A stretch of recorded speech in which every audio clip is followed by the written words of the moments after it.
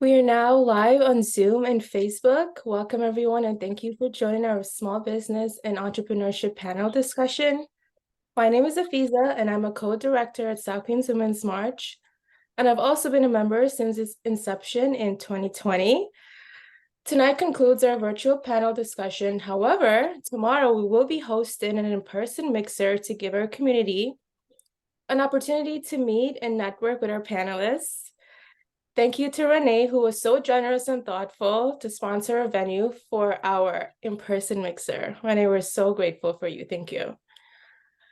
Joining us tonight, we have Amy from Allure Art Studio. We have Renee, who's a photographer and real estate agent. We have Richard from The World is Rich Productions and Candace, who is a consultant. I'm now going to pass it over to our panelists to introduce themselves and tell us a little bit about what they do. And we can start with Richard, and then you can popcorn it to someone else. Okay, hi. Thanks so much, Afeza. I appreciate the introduction. Just want to make sure you all can hear me okay? Yeah? Yes. Okay, cool. So yeah, my name is Richard. I am the creative director of The World is Rich Productions, LLC. Essentially, we are a videography and a live streaming company. And we've been around now officially, like on paper, for about 5 years.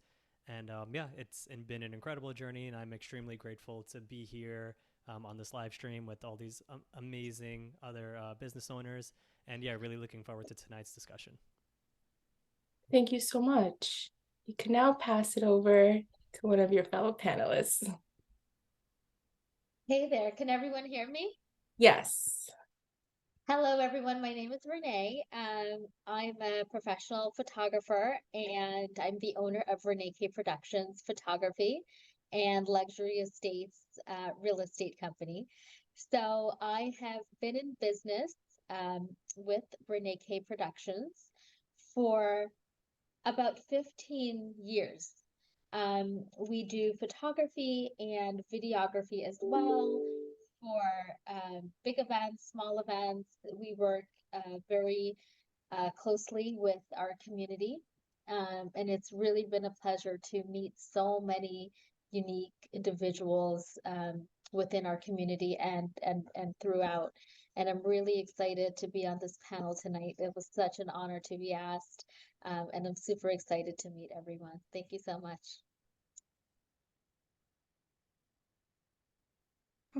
Oh, I'm the last one. Yes.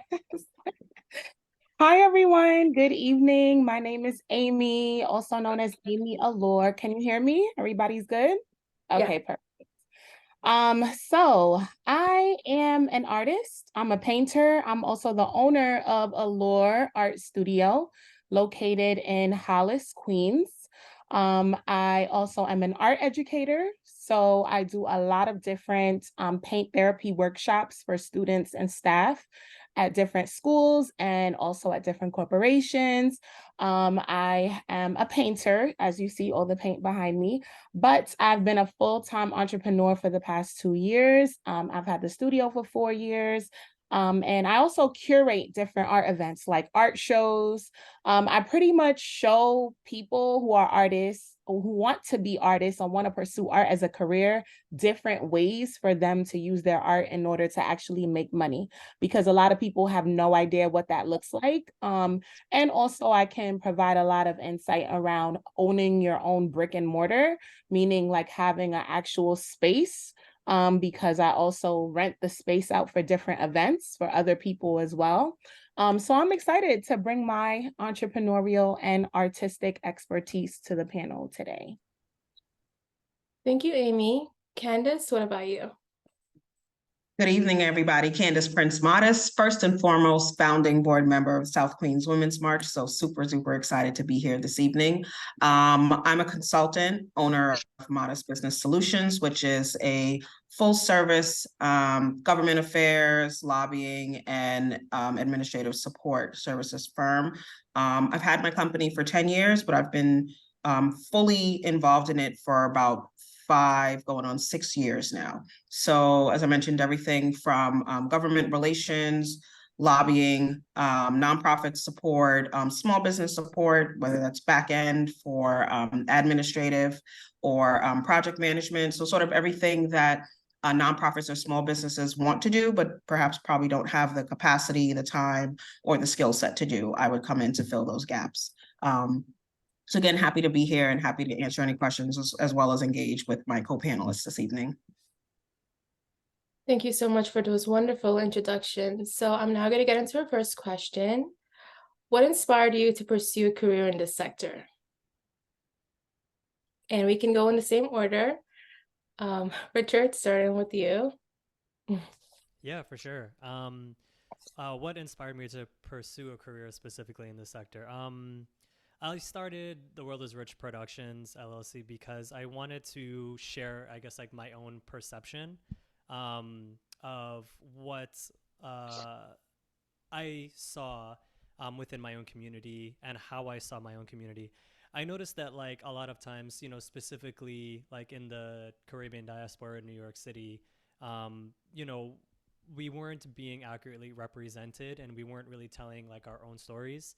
And in many ways, I found that like a lot of our narratives were being told by people outside of our community. And I wanted to really authentically depict like our community and our culture's like essence, you know, from within. So in doing that, you know, I went through, you know, so many different areas of the community to try to like manifest how I would do that. So when I first began, you know, I was like super into like music and I connected with so many amazing people just because of a shared love of music. So many like DJs and writers and producers and everything like that. And I started working like heavily in that space and like doing, you know, a lot of like photography and filming. And, you know, I was just like so enamored by, you know, what it meant to like really define like myself and also what I saw around me as, you know, a Caribbean person in New York City. So like being in the music scene, like especially like in concerts and stuff like that, I would go to shows and I would just like bring my camera and be like, okay, cool. Like, I just want to take some photos and some videos. And then, you know, just posting on social media for fun. And then over time, like the business has like grown so much as people kind of started to like take attention to that. And as I start to like develop my skill set more and more, I realized like, hey, like I don't exclusively like have to do this in like a music scene as like a hobby. Like, I could definitely grow this. And I think there were many other people in the community that, you know, saw what was happening and like started to inquire. So I started to manifest like the videography aspect a lot more specifically when it came to like the wedding scene, you know, like not only just in, you know, the Caribbean community, but also outside of that. And the way that I've always seen that is like, it's not just an event where, you know, people get married. It's also like a tapestry of like our traditions.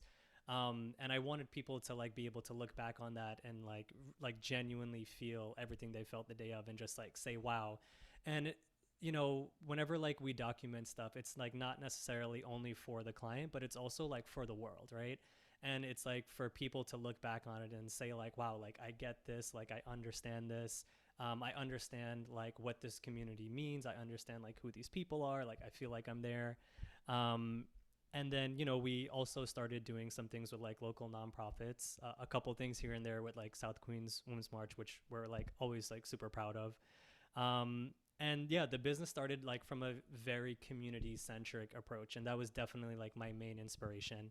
And I would say like, you know, fast forward to today, you know, we've now been able to like collaborate like with much larger brands, definitely made possible by like some of like our AV partners and like our event planners that we've networked with. And we've gone on to like work with more like commercial brands like such as like Saks and Nordstrom, Samsung, and, you know, so on and so forth, and a little bit more in that corporate space. And yeah, like, you know, even though we kind of work a little bit more commercially, and that sector has grown, I definitely like still, you know, feel super rooted in the community. And we always try to like stay as ingrained as we possibly can. And I always find like, you know, that is like my main source of inspiration. It's like, why do I do this? Why do I get up every morning? And it's like, yeah, I want to be able to keep creating, you know, for the people around me. Thank you so much.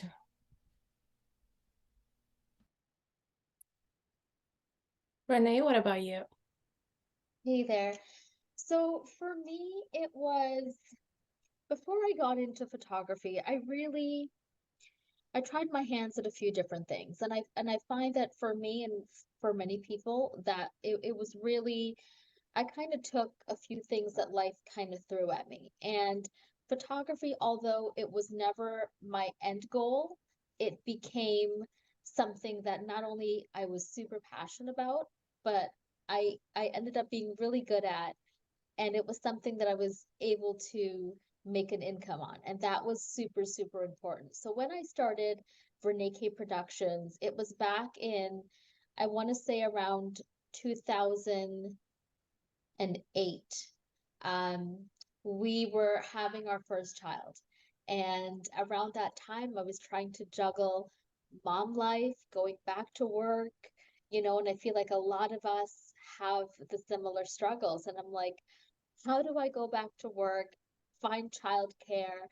I was balancing a lot. And at the time, I used to do pictures for friends and family and go to different events, and I'd always take my camera.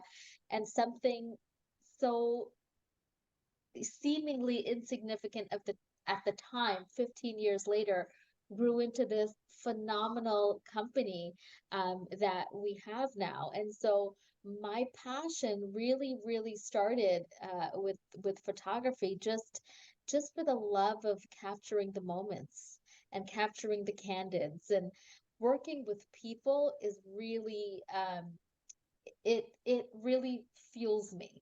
I really love meeting with new people and being able to weave my way into families and learning their dynamics and being able to work with them on their most memorable days and capture those moments.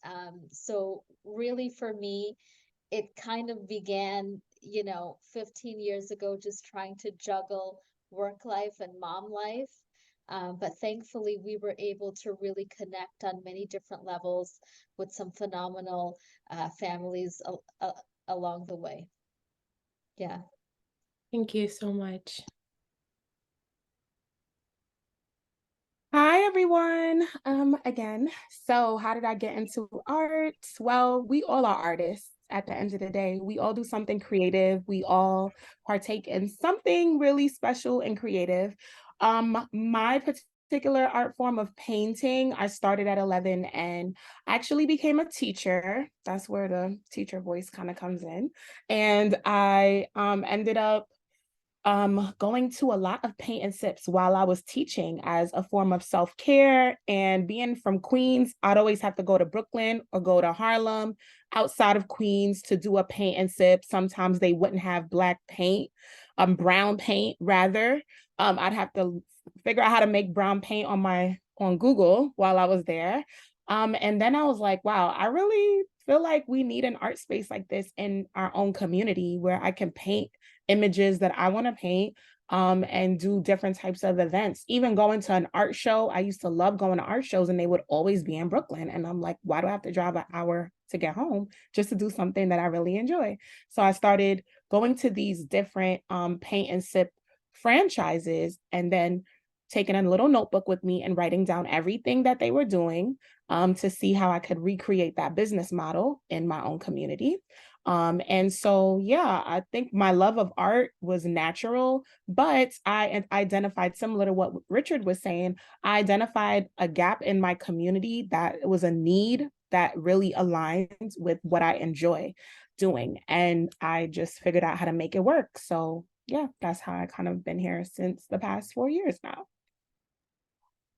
Thank you. So similarly, echoing Richard and Amy's, I guess, trajectory. I've probably spent the last 15 years or so in nonprofit management, usually in a pro bono sort of scenario. And after a while, realized that I always sort of lean towards some sort of leadership position, whether I was a treasurer, president, whatever. But a lot of the smaller nonprofits in my community essentially had the same problem. They either didn't have someone either on staff or on the board who could manage the tech side of things, social media, email, all that, really just getting their marketing up and making themselves known in the community. They didn't have the money to hire an admin, even a part-time person, to kind of fill in some of those back-end gaps. And they didn't have the time to devote to really growing the organization, namely fundraising. And so I found myself always sort of filling those gaps for different organizations. And again, after a while, you say to yourself, well, I can do this, and I'm sure there are people out there who pay me to do it. And so said, so done. So a lot of the work that I've been doing with my company has specifically been in nonprofit development, whether it's looking for grants, applying for grants, managing the grants that people currently have, helping them with government relations. A lot of folks want to interact with elected officials, but don't know how, don't know where to start, don't know who their elected officials are, or what they can do for a nonprofit. And then also branching out to some small businesses, providing back-end support, whether it's payroll or any sort of administrative task that otherwise would go unfulfilled. So it's really filling those gaps in small businesses and nonprofits, but really focusing on my community and ensuring that we're all, on the same level, because there's a lot of folks here that are doing great work. They're just missing a few key folks on their staff, or just part of their community, really, or part of their team, who can really get them to the next level. So I come in, help them do what they need to do, and then move on. Thank you so much. So our next question is, what was your first job in the field, and how did it contribute to your professional development?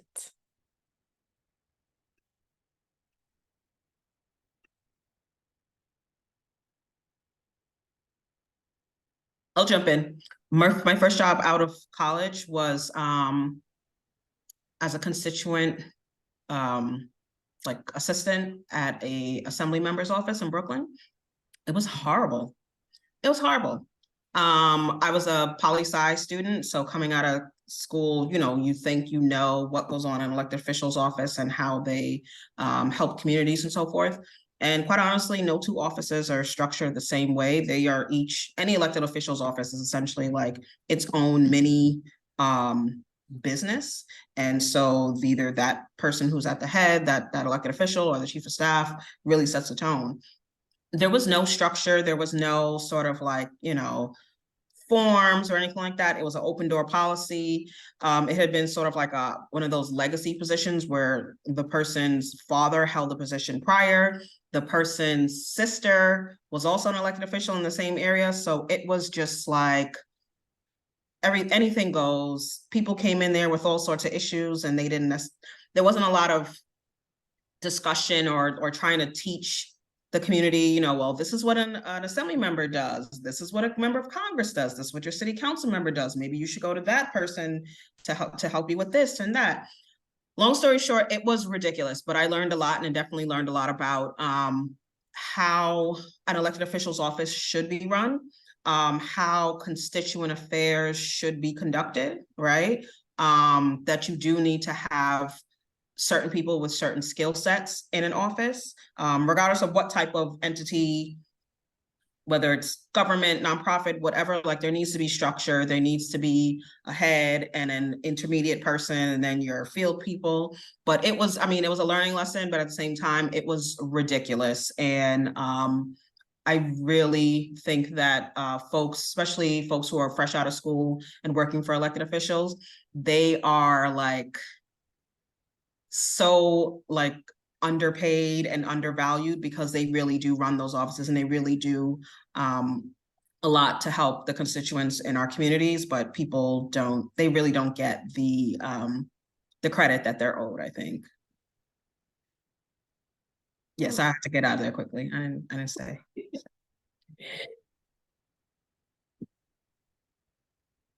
I'll go, I'm ready.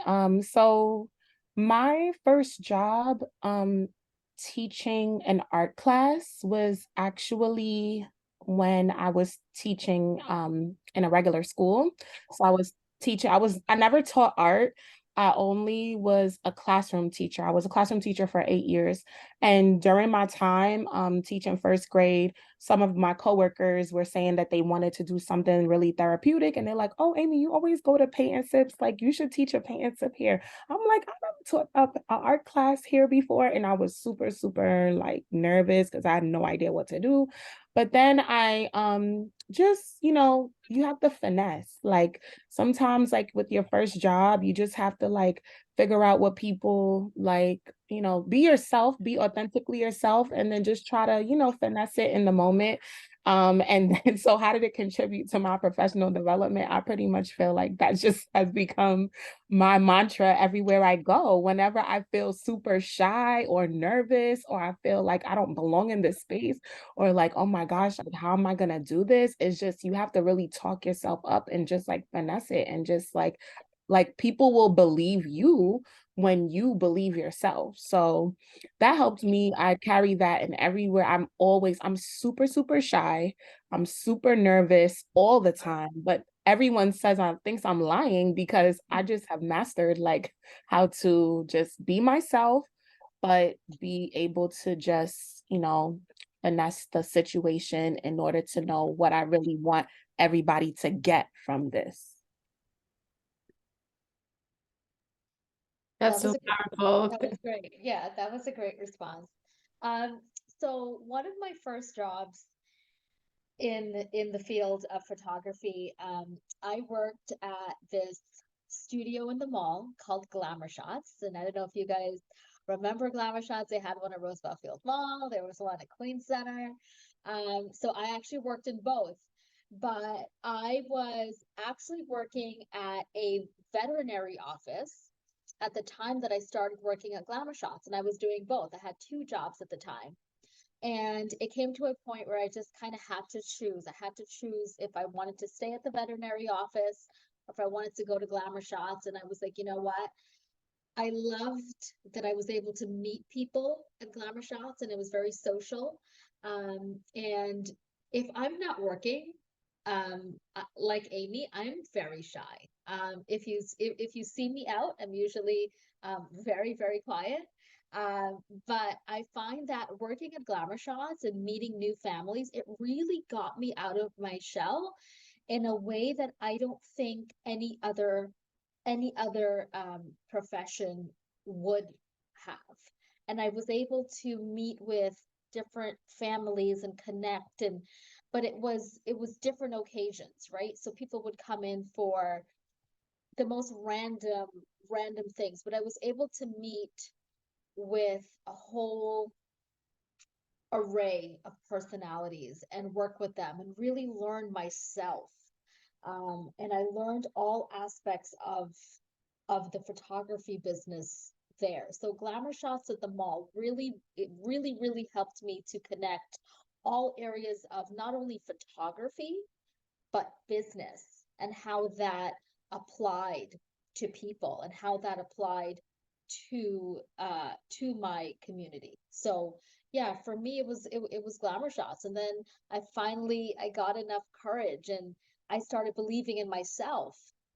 I started going out in the communities, and actually being able to formulate different relationships, and starting to shoot other things, not just in studio. But for me, it really started there, and the hours were long. It was grueling, but it actually really worked out.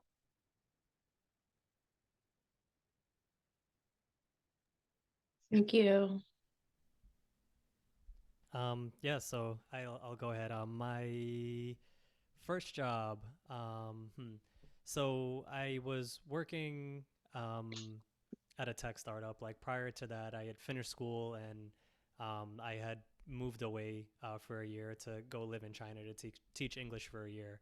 And I just always remember, like being there and like just, I had my phone, I had like a little camera, and I was always doing like, photo video stuff as a hobby, and I would make like these vlogs, and I would send it back home. And the company that I worked with when I went to Asia, they were like, hey, like this is like really cool. Can we like use this like on our YouTube page, and we want to show like other prospects, you know, what it's like, you know, living in China and everything, and like what life is actually like.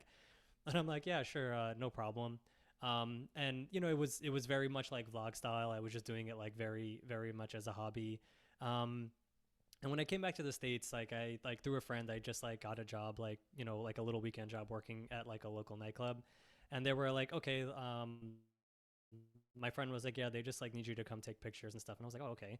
And then I went, and then I found out like they actually need like photo and video. And I was like, huh, I don't really know how to do video, but I guess I could figure it out. Um, and after a little bit of time doing it, I realized like, I'm like, you know, photography, amazing art. Like I have such an amazing appreciation for it, but I felt like I could express like myself and the work that I wanted to like show. I felt I could express it more through video, and that's when I started getting like much more into that. And the work itself wasn't, I would say, very difficult in the beginning, but it was hard, like, you know, trying to balance like, you know, like a full-time job and, you know, doing this on the weekends, because it was essentially working, you know, 7 days a week. Um, I just remember like pretty much like having like no time whatsoever. But the one upside to it was that I was able to experiment a lot, like by working, you know, like in a small nightclub on the weekends. I was able to like really teach myself, and I think it's so important, but like allow myself to like make mistakes. And learn from them, and like really figure out like, you know, the foundations of the craft. And that's where I was really learning like, okay, like how do I use a camera, like, you know, how do I apply what I've, you know, learned from, you know, other people, or how do I apply what I've seen on YouTube to make this like a much better like polished like finished product for the client. And while I was there, like I was also doing like other smaller jobs along the way and meeting people, and I just kind of became known as like at the time like, oh yeah, like Rich the guy with the camera. And then as, you know, like artists and performers like started to like come into the space to perform, you know, I would just like take the photos and I would like send it to them and stuff like that. And they were like, hey, like this is really nice. You know, like let's definitely stay in touch. And like through that way, I was able to kind of like build a network of like, you know, working, you know, specifically like in the music industry. And then, you know, from there, I decided, yeah, like I want to keep doing this. I did, you know, a company video for the startup that I was working with at the time. And as things kind of went on, I realized like, yeah, I didn't really want to stay in that space anymore, in the office space. You know, there were a number of reasons, but I ultimately like realized like, yeah, I want to make this very huge and scary leap, which I'm sure, you know, a lot of us here can relate to when you first decide, like that day when you first sit down, you're like, okay, I'm going to like do this full time, and I don't really know exactly how I'm going to do it, but like I'm going to do it. And, you know, I think like what the other panelists said of like really believing in yourself, and, you know, trying your best to like put aside like that shyness, especially when you're working. Cause I feel all of that too. And putting all that aside and really believing in yourself and taking that leap. It's very scary, but it's so rewarding. And I'm just really grateful that even though the experience at the time didn't seem so great, like the pay was not great, the hours were long, everything like that, I think it was, you know, having those first few jobs was like so foundational to like giving me like the discipline, but also showing myself that, yeah, I'm genuinely interested in this, because if I didn't want to do this, I would have given up already. So I think, yeah, you know, that experience was absolutely pivotal in shaping, you know, where we are today with the company. Thank you so much. Our next question is, can you describe a particularly challenging moment in your career and how did you overcome it?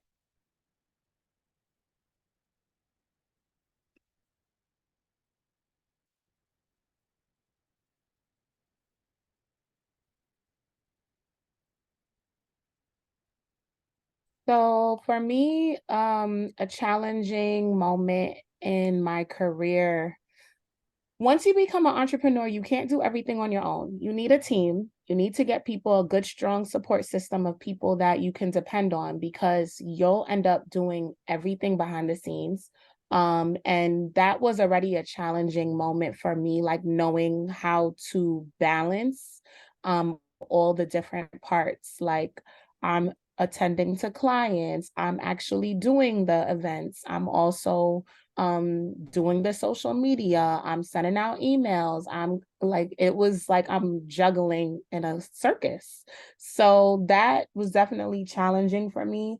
And then figuring out like how to really manage my time and to realize like what areas I can get assistance with. But then also realizing that a lot of things are unpredictable in your business. Anything that you do, you're going to have moments that is going really, really well, and then is going really, really bad. And then you have to really like talk yourself up out of a dark place of like giving up or figuring like this is not working. So I think for me, I do a lot of affirmations, like talking myself out of places, but also making sure I have a strong support system of people who I can depend on to help me to get through those tough times. Thank you. That's so powerful.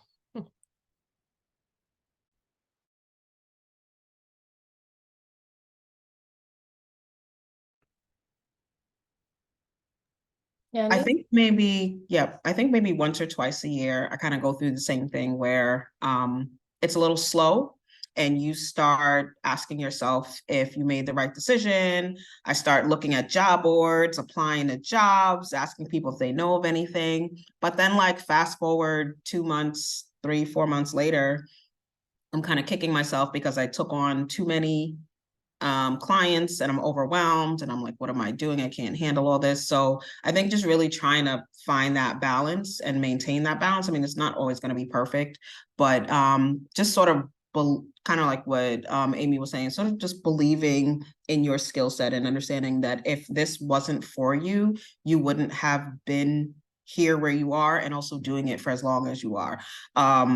Quite honestly, for this particular year, this year has probably been, not probably, this year has been definitely my most successful year. And the majority of the clients that I got this year were from people who picked up the phone and called me. I don't really advertise. My social media is trash. Like I just do the bare minimum, but it's people who know me or somebody told somebody to call me, which is amazing. But, you know, for the most part, I'm a one-woman show. I have an admin now, but really just making sure that I'm providing that balance for myself, but also not beating myself up too much to say, well, you need to be doing this, you need to be doing that. Like, no, whatever I'm doing in the moment now is just fine. And if it's not, then I'll change it. Plain and simple. I love that. Yeah, just I guess like on a similar note, I'll chime in. I mean, I think one of the biggest challenges I faced as a small business owner, and you know, as I said, I've been in business for 5 years, but I don't really always count the first 2 years because I didn't exactly know what I was doing. But I would say like running my own small business, like especially like as a freelance videographer, and you know also doing like live streaming similar to Amy and to Candace and to a lot of other small business owners, it means like you have to wear like just about every hat you can think of, like especially in the beginning. So like I've been lead videographer, I've been creative director, I've been lead editor, I've been accountant, I've been marketing, you know, social media content creation, like literally all rolled into one.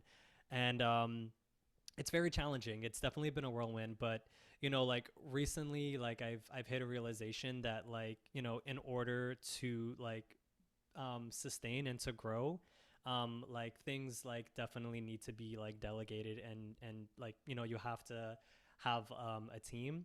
And I would say that, you know, like I started to like read some books and stuff, like one of my favorite ones being the E-Myth, which I just love like the how they categorize like the roles in businesses. So like having a technician, a manager, and an entrepreneur, and you know really understanding what those three roles were. And I realized like, you know, starting video and live streaming and everything, and a lot of people who are in my fields, we are just by nature like we are technicians.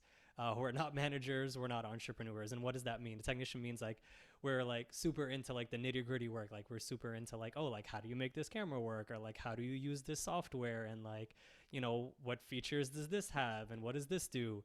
And you know, it's amazing like when you are, you know, filming and creating, but you do spend like a lot of your time and energy on that, and you know literally like being a technician. And this year I like really wanted to take a step back and like kind of reset and, take a nice big deep breath and realize, okay, um, I absolutely love doing that. But how do I kind of go from being a technician to like an entrepreneur? And that meant really, examining like the small business like as a system, and really trying to figure out like, okay, like where can I allocate time for growth? So instead of always being behind a computer and creating and editing and doing all that stuff, which I absolutely love, how do I actually build like a successful business and possibly scale up and try to find ways to really make this grow? And it was a really tough pill to swallow, and it still is something that I am actively working on every day. Realizing you can't do it all is tough, especially when you have something that you very much like built on your own and is kind of like you're like your baby. And for me, like coming to terms with that was like very brutal. Like I think I like actually like cried over it. And like handing over the reins and trusting other people is scary, but it is necessary for any business to grow, and I am like very much still working on that. But I am at the same time like very grateful that like I have other people that are there and like willing to kind of like help me, and kind of I've gained advice from other people just by reaching out and saying like, hey, how this is great right now, but like how did you keep doing this for like the next 10 years? Like how did you avoid burnout? Like how did you manage to scale the business? And as Candace was saying, I think like having slow moments is kind of hard sometimes, because like you're just like kind of left with your thoughts and you don't really know how things are gonna go. But then yeah, like when things do pick back up, it's kind of like the same thing. You're kind of like, oh man, like things were slow and now out of nowhere it's like super busy. So I think actively going forward, the challenge I will continuously address probably for the rest of my life being in business is keeping things sustainable and delegating and having a team and just making sure that there's longevity, but while still also maintaining the quality and the values that I have when I started this. Mm-hmm. Rich, I think you really nailed that spot on. I mean, similarly, I have a really hard time delegating, and I feel like it's always been that way. And I think early on in building this brand and building this business, you know, every time I had delegated, it didn't work out. And so, I always have that fear, if I'm not there, these clients will never get the day back. You're never getting that moment back, right? So I've learned to source better. We now have a phenomenal team that I can say I trust 1,000%. That if I can't be there to represent Renee K Productions, we're good, right? We're 100%. But it took a long time for me to be confident enough to build my team that way. What really helps me though is I connect with other entrepreneurs. I I I don't often have time to do hardcover books. I do a lot of audio books, right? So I've got that Audible app, and that's been my go-to, and I spend a lot of time in the car between photography and real estate. I'm in the car a lot, and I find that audiobooks has really, really helped me to find my center. And then from there, there's that ripple effect. I also do, I would say in the last 2 years or so, I've started attending a lot of networking events. And I find that the networking events has really, really helped me to connect with other professionals, because sometimes I can't put in words um, sometimes the things you need, or what you're feeling.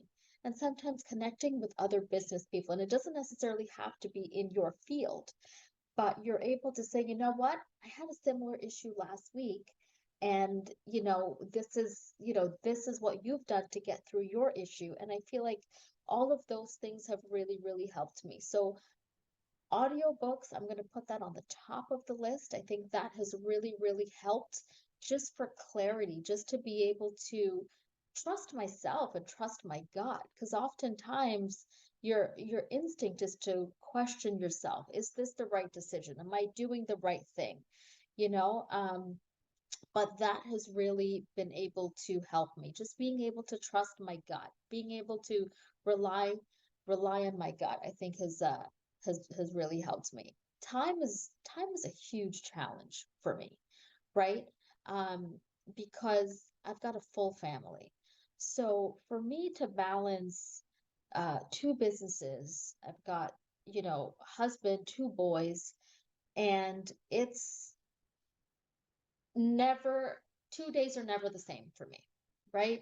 So if I don't look at my calendar, I have no idea what we're doing. And I'm so grateful for that. I'm so, so, so thankful to be busy. But at the same time, it's a very thin line because you don't want to burn out and you don't want to come home and then you're upset or you're frustrated and you're taking it out. So that has been something that I've had to learn, on a personal level. And I feel like we've all been there, right? But balancing our work lives and home lives. And so meditating definitely helps, but reaching out to different entrepreneurs and I think that's been a huge help to get through my challenges. Thank you so much. Our next question is, how do you balance with segue, Renee, your response segue perfectly into my next question is, how do you balance your personal values and beliefs with the goals and mission of your clients? I'm gonna put it in the chat.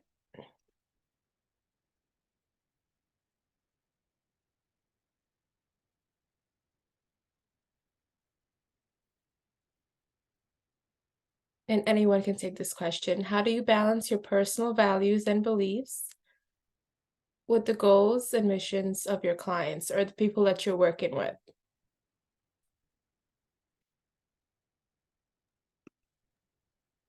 So for me, I'm sorry, Candace. No, Candace, go girl. I think when I was working for elected officials or other entities, I definitely wouldn't take a position or a project that I didn't believe in. I wasn't in the habit of, having my face plastered all over the New York Post or people coming and ringing my doorbell, asking me questions. So I think I take that into this as well. I definitely vet clients before I work with them. Do I do a good job of it? I don't think so. But I try, because we all do, we put on a professional face and, oh yeah, I got this, I got that. And then you actually get in there and you're like, oh, you don't have anything prepared and we've got to start from scratch. And I should have charged you double, but here we are. I definitely do my research. So especially when it comes to maybe running like a policy focused campaign, sort of doing the research myself beforehand to see if it's a goal that I think is attainable, to see who's worked on it before, who are the people who I'm going to be involved in, if these are people I can speak to and work with and get along with on a regular basis. And if it's actually a viable issue that I would want to see happen in my community or in my world. Yeah, I mean, I think that working with people you believe in and working on projects that you believe in definitely makes the work not feel so much like work. But when you have to keep only focusing on the money and, not really believing in what it is you're working on, it makes it harder. And I think that's where people run into ethical problems with clients. Yes, I was going to say the same thing that, not all money or all business is good business. So you just have to be mindful about, first of all, knowing what your personal values and beliefs are. Like for me, I have to be very clear about why I'm doing what I'm doing and always grounding it in my why. And then you have to make sure you're asking your clients, I try to ask my clients, what their mission is or what is the vision that they have for their event, and try to get as many ins and outs, as many answers that I can, so that I can see if it aligns with what I do. Because some people, they just hear, oh, you're a painter. And then they're like, oh, so can you paint this picture of me and make it into a canvas thing? I'm like, I don't do that kind of art. But that is just to show you, you know, those, some people don't know. So you have to make sure you're asking really strong questions. I try to see what is their vision, what do they really need, what do they already have, how can I assist, what day, what time, when they're trying like to figure out all, and that comes with time. You never really know.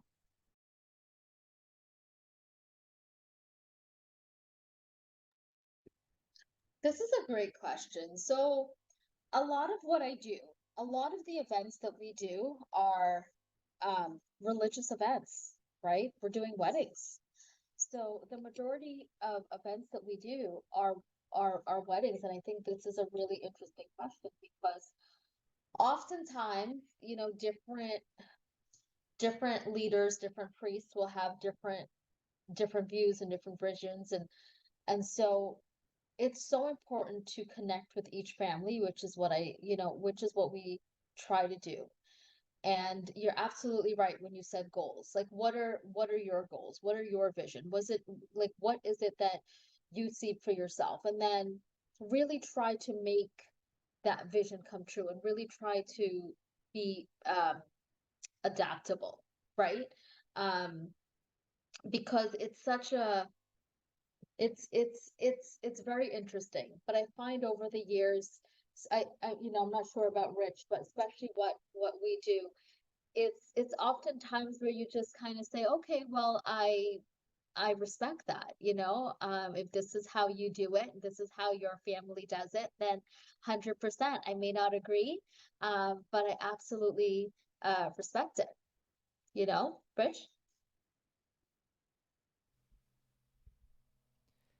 Yeah, I definitely think this is always going to be like an ongoing thing with like every project or every client you take. I can definitely relate, Renee. Not just like on the wedding scene, but also like very much so on the corporate scene too. So balancing personal values and beliefs with goals, you know, and the mission of the client is for every job. It's going to be different, no matter what. Many times, you know, clients don't even know what that is until they see the final product, and then they're like, oh wait, okay, like now that I've seen this, like I think what I actually want to do is like move in this direction.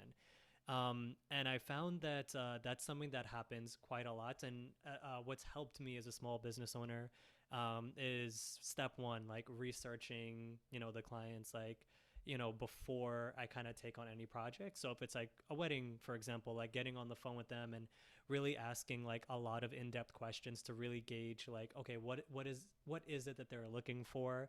Um, am I the right fit for what they're looking for?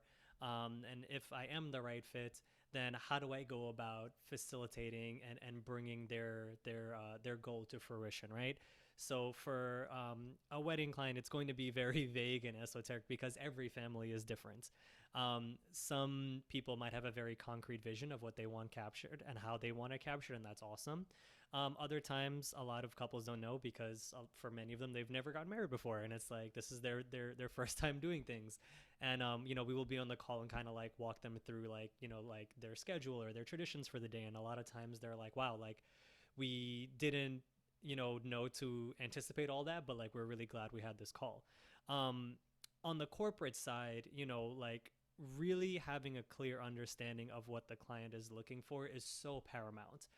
Because on the corporate side, it's like things have to go through so many levels of approval. So how do you first start that? At least for me, what I know is like I need to start with like my own like core values as a small business owner and videographer. Having a clear understanding of myself and what I can bring to the table is definitely the first step. Um, from there, having like very open lines of communication is like super important. So I always try to, you know, be very transparent at every phase of every project with the client. And oftentimes I found that simplicity is key. You know, perfect example. I did a corporate job, and one client, you know, they were like, "Hey, Rich, like, we want to create a video to showcase our company, and we want to interview like all our employees, and you know, really show the scope of what we do." And they did like a lot of different types of work. And I was like, "Okay, no problem." And then, you know, I spoke to them, and they were like, "We want like a 12 to 15-minute interview video, and we want to interview like all our employees here." And I was like, "Okay, keeping things very goal centric. What is your goal for this project?" And they're like, "Well, our goal is to make sure that as many people see this and have a clear understanding of what we do." And I had to, you know, speak with them and tell them and said, "Okay, I can give you a 12-minute video if that's what you want, but what you want is not necessarily what you need. What you need is something much shorter, much sweeter, much more digestible, that can live very well on social media and have the most amount of reach possible." And then they kind of thought about it, and they're like, it was one of those things where like they really didn't want to do it because they had to like literally ask like who they would have on this project. But after I kind of like walked them through, we kind of came to like a very solid compromise. And I found it, like I said, like keeping things very goal centric, like really help shift people, your clients' ideas on like not what they want, but what they need. And sometimes you're going to get a lot of backlash. Sometimes it will literally be like pulling teeth. But other times, you know, you'll have clients that will really understand.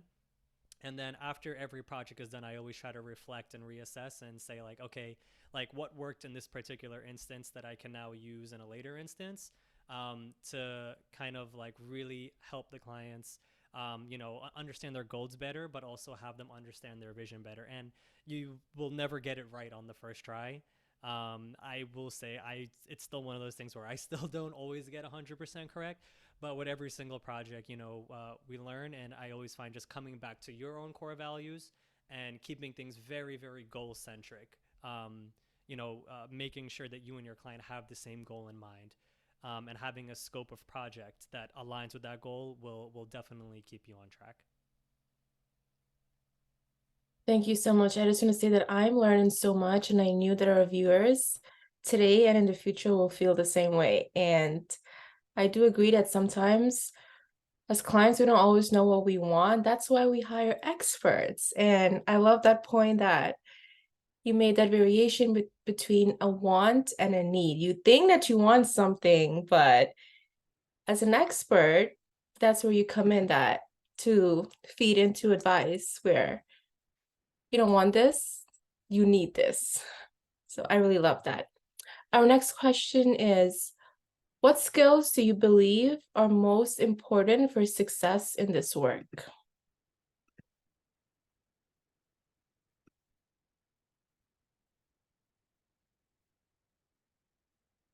And Candace, would you like to go first? Because I mainly work with either folks in the nonprofit sector or government, knowing people, being a busybody around town, helps.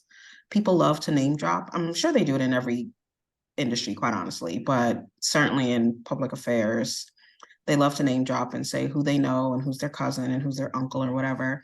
But having someone else be able to vouch for you, as opposed to you having to do the song and dance and here's my resume and here's whatever, helps a great deal, because you kind of skip the interview phase. You know, people are just like, oh, so-and-so said they worked with you, so can you come help me? Sure.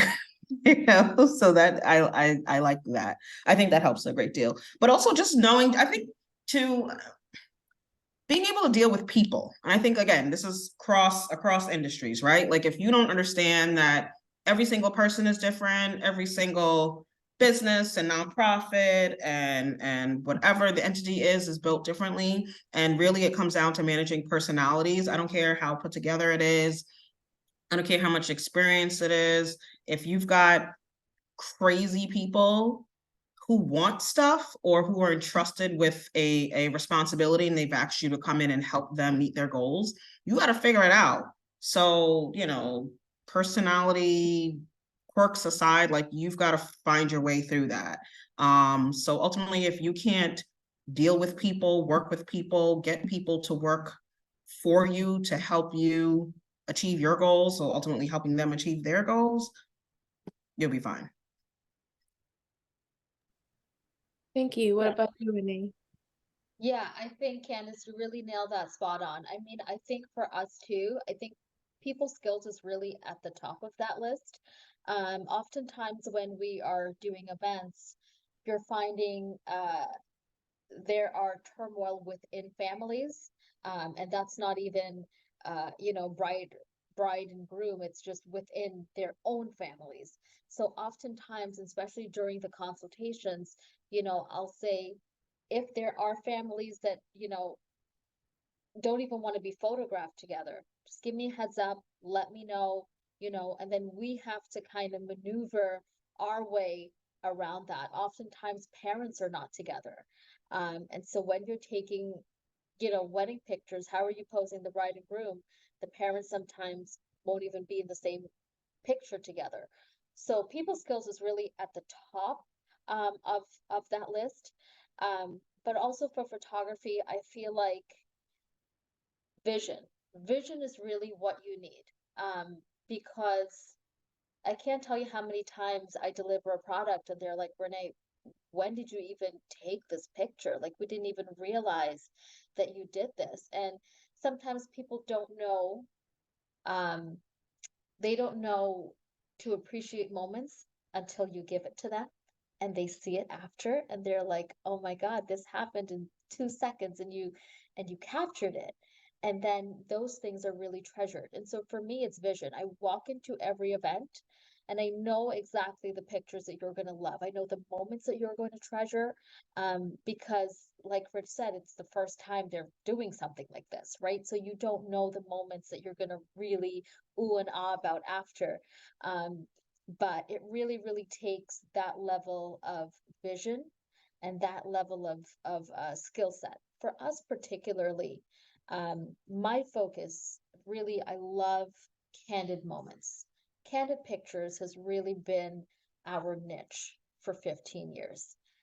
When I first got into photography just for fun, I did yearbook pictures for my high school. I actually went to school in Canada, and they kind of handed me a camera, and I started just taking pictures at random school events and things like that. And I really perfected candid moments, being able to shoot through the crowd and shoot through the scene and being able to capture people in their authentic emotions.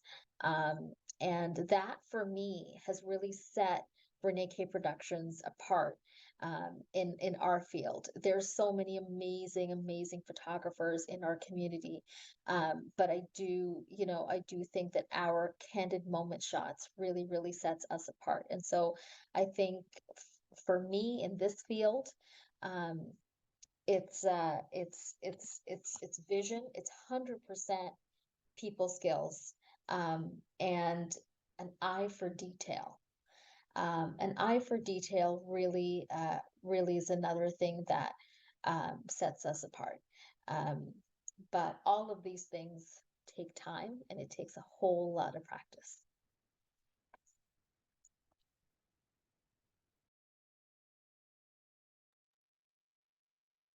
So I thought of vision automatically, Renee. So thank you for saying that word. I believe that as an entrepreneur, you need to get creative with whatever it is that you are trying to share with the world. And a big part of that is having vision, mapping out what you want, how you want things to look. Another important skill is discipline. Like, you need to make sure that you are like a self-starter. You're someone that understands that you won't have someone tapping on your shoulder saying, hey, this is due, or hey, you need to reach back out to that person, or did you update your website, or did you pick up those pamphlets, or whatever you're doing. It's like you constantly have to be on top of yourself.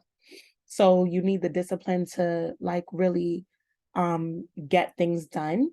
And then I think for me personally, and it's not for everyone, but for me, is having a core of faith, because I have to have something, someone, whatever it is for you, something that draws you back to why you're doing this again, because you will have moments that you almost forget, like who you're doing it for, what you're doing it for. So I think having faith, because things are gonna get hard, things get dark, things get the balance gets low, or the clients, fall through, or deals fall through. It's not all glitz and glamour like they portray on social media. Like there's a lot of moments of questioning yourself, doubting yourself, disappointments, and having faith to know like I need to pray, or I need to meditate, or I need to like go for a walk and kind of like talk to the universe, whatever that looks like for you. That is the biggest thing of how I've survived so far, is like having the faith over fear mindset, and then trusting that, everything that, even when things go wrong, it's because that really wasn't the right thing for me. And whatever is going to find me, whatever clients need to find me, and even when things really feel like, okay, this is a mess, it was protecting me from something else. So having mindset, like a very strong faith mindset, is core as well to get through. That was really powerful, Amy. Yeah, and I totally agree with you on that. Having faith is like, it's like literally like the foundation of keeping yourself going. Skills that I believe are most important for success specifically in this line of work. I would say like if for success specifically in videography, yes, I think it is really important to learn the technical skills and everything like that, and to figure out, start where you're passionate. So if you're anyone, who wants to pick up a camera and film stuff, like what helped me was starting with something that I really loved. For me, like that was music, and that was my community. For somebody else, that could be food, that could be small business, that could be nonprofit, that could be corporate, that could be a lot of people I know, like they just love filming their dogs. Start with where you're passionate. I find that like that will help you get through learning like the technical side and the nitty gritty of all, that kind of stuff. But I would say the next like most important vital skill, and like I would argue now, and now that I'm a little bit further into my career, that networking and obviously like what Renee said as well, being a people person is so important. Your networking and your marketing and establishing your brand identity is so paramount, to the point where, at least in videography, the technical can kind of come second, because you can always improve that, or you can delegate it. Um, Having really good people skills, knowing, what it is that you have to offer to people, and knowing that you have to go from the perspective of like, what value can I bring to the table, and how can I best serve like the people in my network, in my community, will really really help you. And you have to genuinely want to serve them. So for example, when I think of Renee and her business, like how she's able to capture these candid moments like super beautifully, and how that can just be something that she knows that is something valuable that she's brought to the table that her clients didn't even know. And I can like definitely relate to that as well. So understanding, like other professionals in the space, and like working with them is very important, but also knowing like what you can do and what you have to offer is even more important. And obviously your marketing. Um, I am not the biggest fan of like always having to be on social media all the time, but I do understand where it's necessary, and like having to like build on there, especially as you start to work with clients that may be like on the younger side, who are like heavily engrossed like in this very digital space. Other businesses may not necessarily need that, right? Other businesses may be totally okay, with word of mouth, and like that's amazing. And if you have the time and the longevity and you can build that, then definitely an amazing place to be. But the three skills I would say are, the technical, lot of networking, DM people on Instagram. I met my mentor, who's based in Trinidad, by literally just saying, "Hey, man, I absolutely love your work. When you're in New York, please let me know." And to this day, we have like a phenomenal relationship where, we hang out whenever we can and stuff like that. And I've been able to do some amazing projects with him. And then also your marketing, like really figuring out, okay, who am I? What do I have to bring to the table? And, doing the best that you can to portray that to the world by whatever, platform, you can. Thank you so much. So we do have a question from one of our participants, and I do want to honor that question. So I did post the question in the chat as well. The question is, how profitable is your business? Have you at any point regretted pursuing something outside of the traditional career set? So I don't want to call on anyone. Anyone who feels comfortable to go first, please. So I have to say, at least once a month, I'm like, why didn't I just get a corporate job? Because this is, I'm going to be the first one to say that. But with that said, the flexibility that I have being an entrepreneur, I don't think I would trade that for much. So one of the reasons that I started this business is because we wanted to start a family, and I really wanted to have flexibility. And so as much as, yes, flexibility. So I wanted to really have the flexibility. I wanted my time to be my own. I spent a lot of time in the rat race early on. I've had many jobs, but not a career, right? I had many jobs. I work in corporate and I feel the same.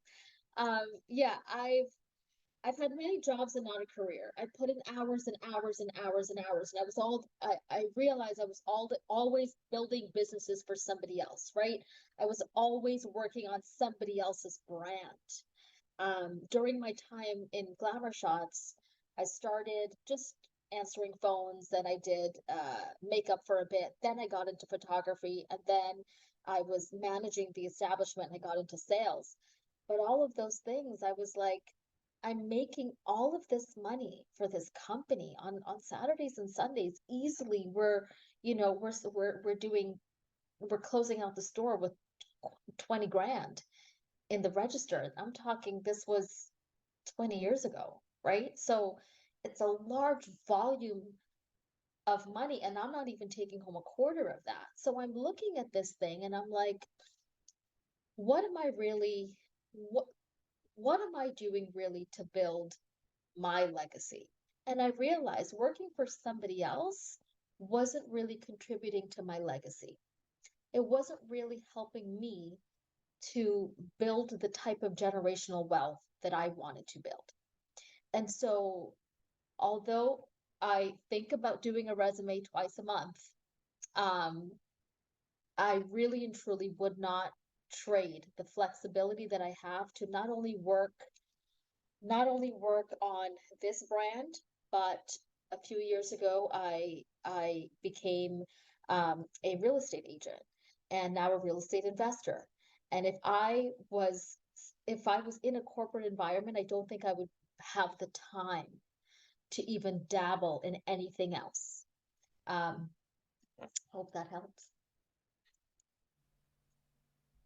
Yeah, I can definitely jump in as well and just if Renee is saying like once a month, for me it's probably like once a day. I go through like an existential crisis like a lot. And yeah, I think it's normal, and it's okay.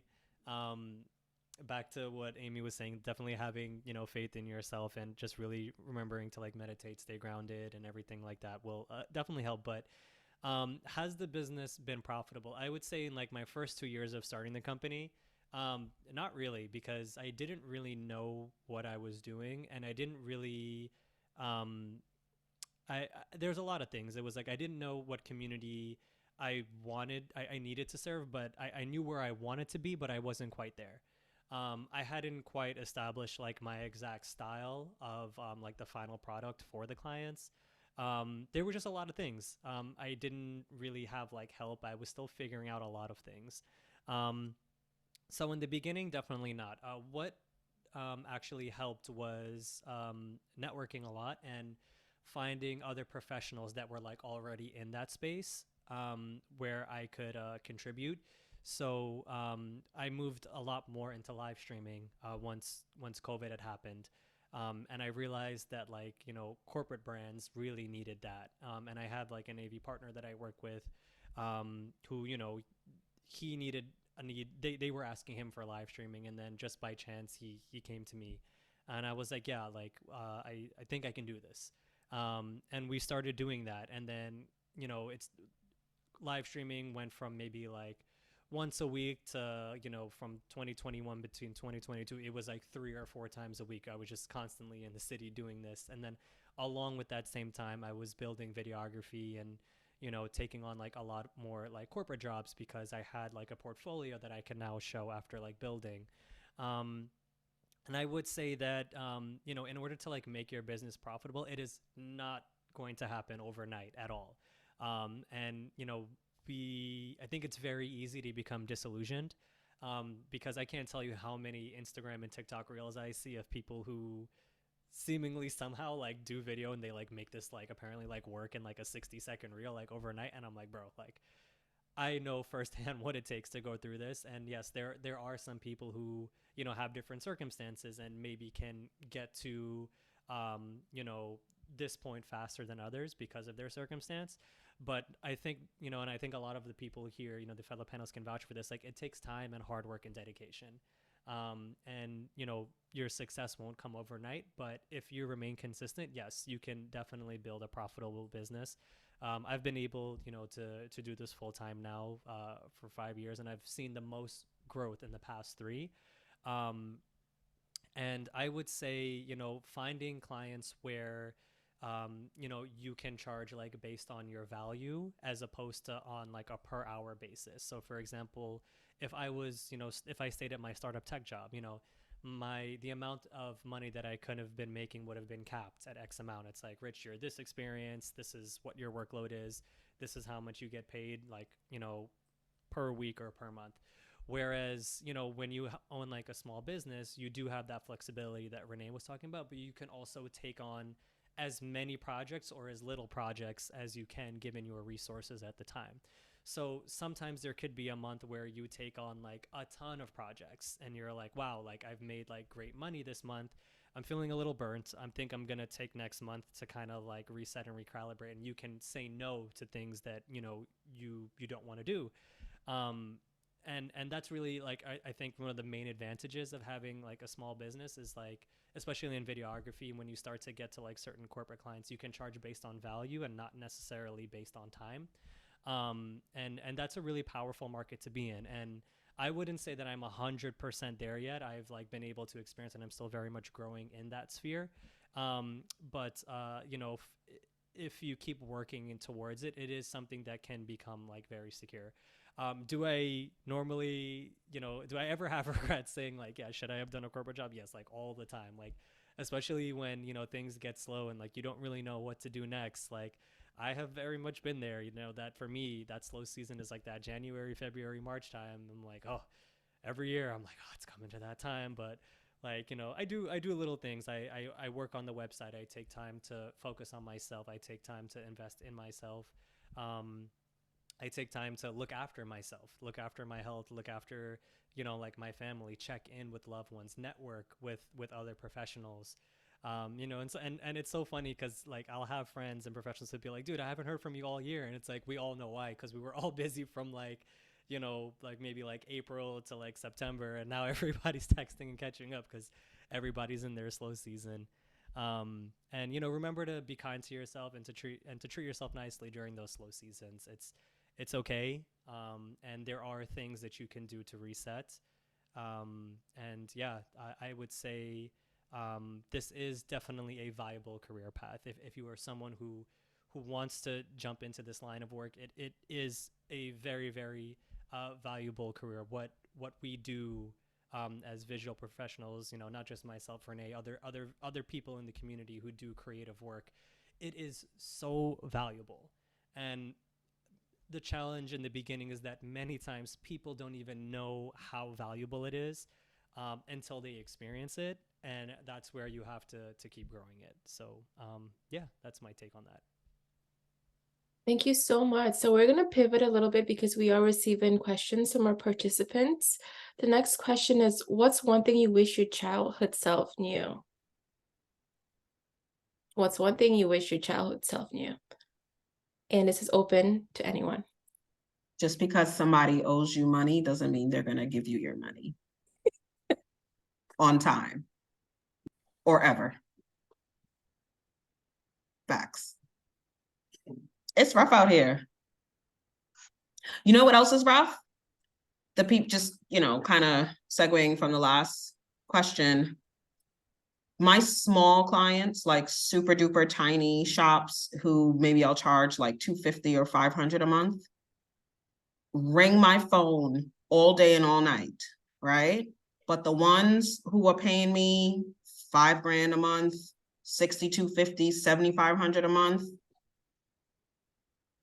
I do a couple of things and they're happy.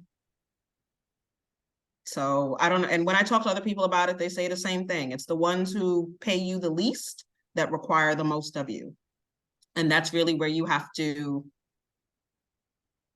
decide how much of a professional you're going to be, right? Because a lot of times it's community folks, people who've known you for a long time, and you want to help, right? But am I in this business? Am I running a business to help people, or am I running a business to make a profit and be able to build up my financial portfolio and live comfortably and, all these other things? So tough decisions sometimes, but yeah. Spend a lot of time chasing your money. Keeping it real. Anyone else to add anything? Yeah, Candace, sorry, Amy, go ahead. Okay. No, Candace, you're right. And that's absolutely a great point.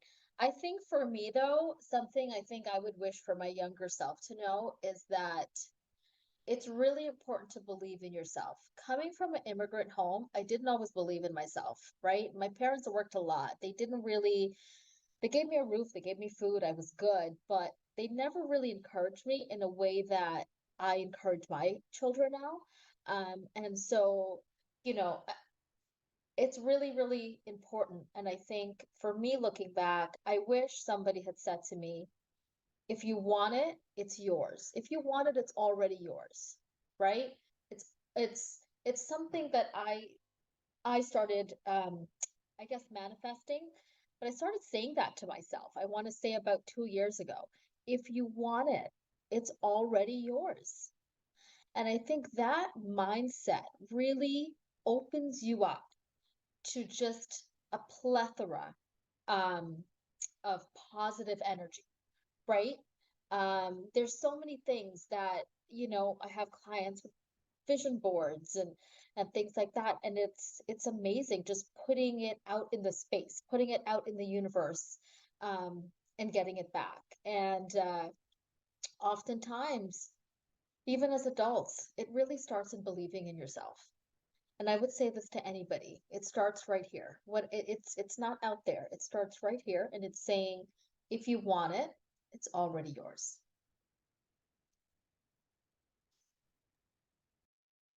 Yes, for the manifestations. I think for me, my younger self, I would say, like, you can make anything that you're passionate about into a career. And also pay attention to your creativity, because, I also grew up in an immigrant household where creative, like, jobs or careers, like, a lot of people can't even name a successful living artist right now. If you had to really write down 5 people that that are artists who are making good money from their art, it's tough for a lot of us. But it's not that they don't exist. It's just that we don't see that as a societal norm, as a career path that is profitable or that is acceptable. So for me, I wish I knew as a child that my love of painting and my love of art was able to be turned into something as a career. And I wish I was more exposed to artists, like, growing up, versus just Picasso and Van Gogh and people that we don't even like, just the white men from, whatever, the past. So, but like, really tapping into artists of color, and knowing that it's a possibility, because they were around at the time and way before, but we just didn't really hear about it because it is like a tough kind of thing to go into. And I did also want to add on to this, the profitable question. A lot of times, like if you're focusing more on profit than on your passion, you should not be in business of even thinking about being an entrepreneur. Because you have some people who are like they are just trying to think that entrepreneurship is about fast money. That's not what this is about. That's not what it should be about. I'll say there are people who do it and do it well, right? But you want to get into something that you're passionate about. I think Rich talked about this a little bit earlier. Like if you notice that there's something that you really enjoy, figure out how your community can benefit from that and how you're impacting people. That's the real profit. Seeing that you're changing people's lives and touching people based off of a passion that you have and a gift that you have, something that's a talent that you have, that is profit right there, because you see it, you kind of see how it's like one light igniting another, right? And that moment is when you're like, oof, I'm doing this for a reason, you know? And yes, you have your regrets, and you can have regrets in any job. I know teachers that are regretting what they're doing. I know people in corporate regretting that they are not on doing this or doing their passion. We always, for some reason, we have shiny ball syndrome in this society where you see somebody doing something and you're like, ooh, I wish I did that or whatever. That's not important. Focus on what you love to do. Focus on how you can impact people. And that is the real profit at the end of the day. Don't worry about we all gonna have regrets and everything. I regretted eating Popeyes today. Okay. So you have regrets all day. Okay. All right. Thank you so much, Amy. That was really, really awesome to hear for sure. Yeah, can I share, something that I would say to my childhood self? I think I can definitely echo like a lot of, what the other panelists have said, Renee and Amy and stuff. Like for me, like being, like a first generation, in my family, like born in America, in New York City, growing up here, I spent a lot of time really not knowing like who I was and like where I came from. And what I wish I could say to my younger self is like, it's okay that you feel like you don't belong right now. You can go forward and you can create that space, not just for yourself, but like also for others. And I wish I wish I would have really told my younger self that you don't have to be like everybody else around you. It's okay to be different. And I would encourage myself to explore more and to be okay with making mistakes and be okay with failing, and not criticizing myself so much. I would definitely take a lot of time to reflect, and I would definitely tell my younger self, like, go forward with like what you're passionate with, and if it doesn't work out, it's okay. Like you will figure it out. And I think that's something like, like again, like echoing like what Renee had said as well. Like, when you're a first generation and you come from an immigrant family, that kind of talk isn't really prevalent, and it's not something that's very common.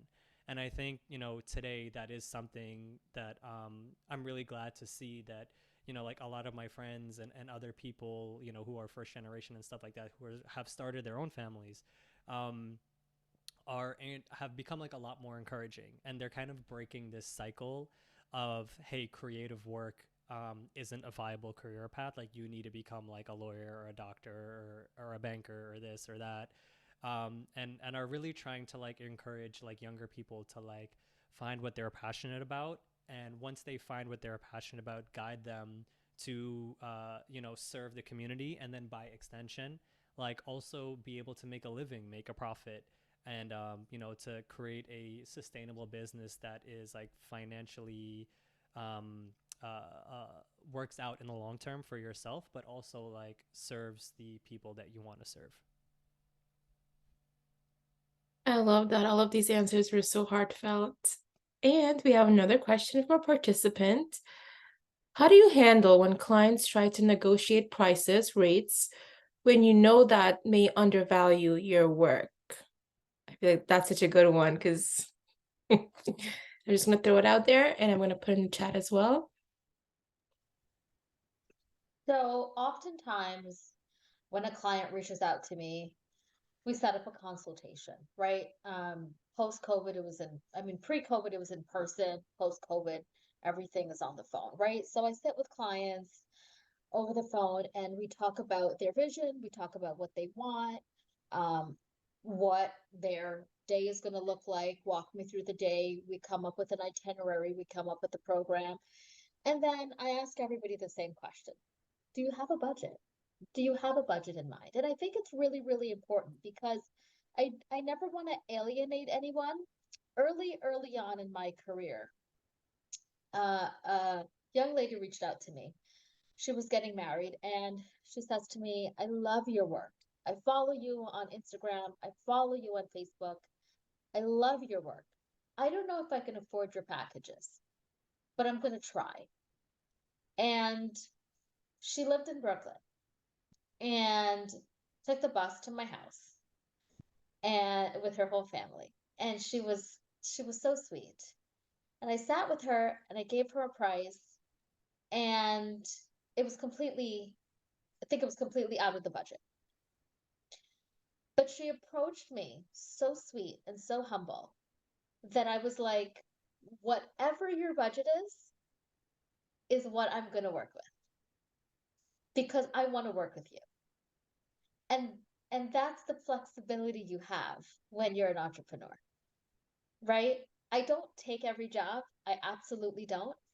But there's certain people that come to me and they're so sweet and we connect on such a human level that I'm like, it doesn't matter what your budget is. I want to work with you. But oftentimes I say that. I say, what is your budget? And then we can, sorry, my dog is sneezing. We can kind of connect and say, okay, based on that, this. So, yeah, sorry, Rich, go ahead. Yeah, for sure. Yeah, I can definitely relate like so much to this question. How do you work and negotiate with clients, especially when it comes to, pricing? I would say early on in my career, this was the question that was always so pressing. And it's always, for a lot of entrepreneurs who are just starting out, it's kind of like this elephant in the room kind of question for some people. And I know for me, when I first began my journey, that, this was always, something that was on my mind. In the beginning, when I first started working, I didn't have a portfolio as yet. And I knew that I needed one if I wanted to be able to advertise and if I wanted to be able to show people the value that I had to offer. In the beginning, I did a lot of the work that I do now, many times at a very small budget or in many cases for free. I tried my best to only keep the jobs where I was doing things for free for things that I was like really passionate about. So for me, that was like very much like in the music scene and in the soca and the Caribbean scene. And it was dope. I had like such an incredible time doing it, but I would also kind of look at my bank account at the end of the month and I'm like, bro, like this is not sustainable. I need to figure something out. For me, what my strategy was in the beginning was I wanted to get my craft, so good and so stylistically like unique to something that was very much, when people looked at it, they were like, okay, this is undoubtedly from the World is Rich Productions. Like we know just based on looking at, we don't even have to see the name of who posted this or whether like we know that this is this guy's work or this is this company's work. And I worked very hard to get there, and in many instances, I'm still always refining that. That helped me a lot because I was able to show people something, what I was able to show people the value that I could bring to the table, and I was able to have a little bit more leverage when negotiating and when pricing something. If a client comes to the table and they don't know what you're giving them, they're taking on a lot of risk. And if you have something to show them, and and they can see the value of the work, then it's like, okay, cool. They may not immediately agree with what you're charging, but it gives you a starting point to work off of. Now, when it comes to actual budgets and negotiating, um, it is a it is kind of like this seesaw game sometimes, where it's like a balancing act between like, how much do you want to take on this project and work with this client? What can they actually afford, and how much like of your time will this take up? And it's going to kind of be this, this triangle of like time, desire to do the project, client's budgets, and you're going to kind of have to juggle this ball between those three to find something that works. For me, I've been able to take on like very small projects and very large projects, and there's been negotiations for all of them. Similar to Renee, when it's a wedding client, I always try to keep in mind that these are not corporations that I'm working with. They do not have a company account. They do not have set budgets for the year for every event. These are families. They are families with lives. They are many times couples, young couples who have maybe just put a down payment on a house, and interest rates are like nobody's friends right now. They may be someone who have, recently lost a family member. They're human beings, and just like us, they're going through things. I try to always level with them on a human level. So similar to Renee, having a consultation call first, really getting to know them, making sure like, yeah, is this the right fit, right? There are times when, I will pitch a price to a client, and I will send them the work, and they'll be like, we love it. How do we move forward? Contract deposit, boom, done. I will then probably talk to them again a little bit closer to the wedding, and I'm like, wow, this was easy. That does not happen all the time. And many times it will require a little bit more back and forth. And that's okay. That's expected. I think, echoing what Renee said, sometimes there will be that client that will come and they will say, hey, we really want to work with you. We don't have the budget for this. What can you do? For me, if I really want to take on the project, and if I really feel like a really good vibe and a good energy, at least with the wedding client, then I will be like, we will find ways to make it work. It's not easy, and sometimes it does require making sacrifices. It could mean for me, I have to find some way to either cut down a cost on something, or I just have to be comfortable with taking on a project where I'm just not going to be making as much money on that. And that's okay. Like, if I'm okay with that, then that's okay. And like Renee was saying, like, that is the really rewarding part about, owning your own business and being your own boss, is you get to make the decision on that. You can say yes, or you can say no.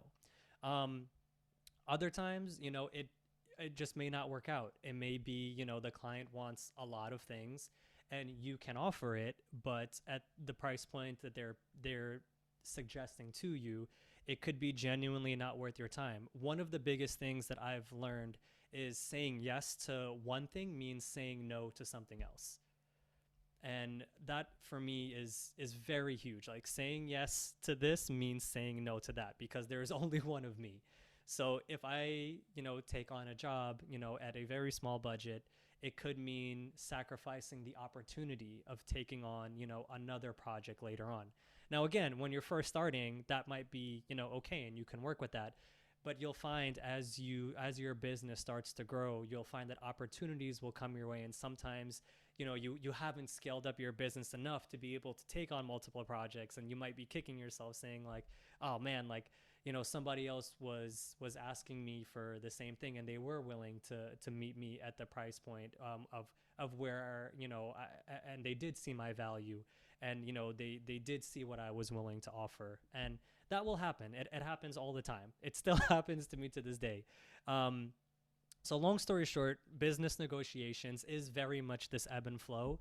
And you have to make the decision of what you feel is genuinely worth your time. And you have to make the decision with who you want to work with, and be confident, like, in your numbers, know what your costs are.